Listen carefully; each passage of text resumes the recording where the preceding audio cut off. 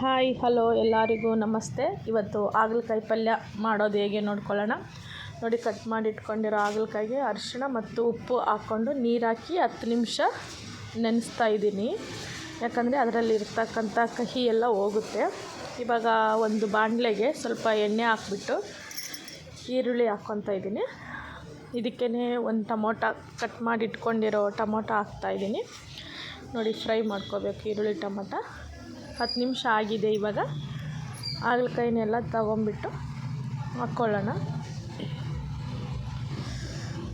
ಹಾಕ್ಕೊಂಡು ಮಿಕ್ಸ್ ಮಾಡ್ಕೊಳ್ಳೋಣ.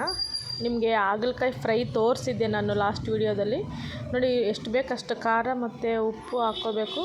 ಇದು ಗುರಾಳು ಮತ್ತು ಶೇಂಗಾ ಪುಡಿ ಎರಡು ಮಿಕ್ಸ್. ಹುಚ್ಚೆಳ್ಳು ಮತ್ತು ಶೇಂಗಾ ಪೌಡ್ರ್ ಮಾಡಿ ಇಟ್ಕೊಂಡಿರ್ತೀವಿ. ನಮ್ಮ ಮನೇಲೆಲ್ಲ ಪಲ್ಯಗಳು ಯೂಸ್ ಮಾಡೋದ್ರಿಂದ ರೆಡಿ ಇರುತ್ತೆ. ಸ್ವಲ್ಪ ಪುಡಿ ಬೆಲ್ಲ ಹಾಕ್ಕೊತಾ ಇದ್ದೀನಿ.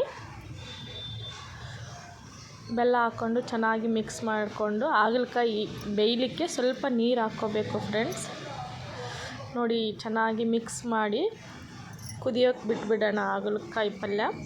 ನೋಡಿ, ಈ ಥರ ಕುದಿಯುವಾಗ ಫೈನಲಾಗಿ ಕೊತ್ತಂಬರಿ ಸೊಪ್ಪು ಹಾಕ್ಕೊಳ್ಳೋಣ. ನೋಡಿ, ಎಷ್ಟು ಚೆನ್ನಾಗಿ ಬಂದಿದೆ ಅಂದರೆ ಹಾಗಲಕಾಯಿ ಪಲ್ಯ. ನೀವು ಒಂದು ಸಲ ಈ ಥರ ಟ್ರೈ ಮಾಡಿ ಕಮೆಂಟ್ ಮಾಡಿ ಹೇಗಿತ್ತು ಅಂತ.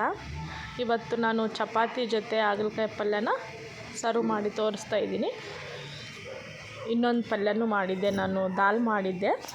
ಅದ್ರ ಜೊತೆ ದಾಲ್ ಹಾಕ್ಕೊಂಡು ಹಾಗಲಕಾಯಿ ಪಲ್ಯ ಮತ್ತು ಚಪಾತಿ ದಾಲ್ ತುಂಬ ಟೇಸ್ಟಾಗಿದೆ.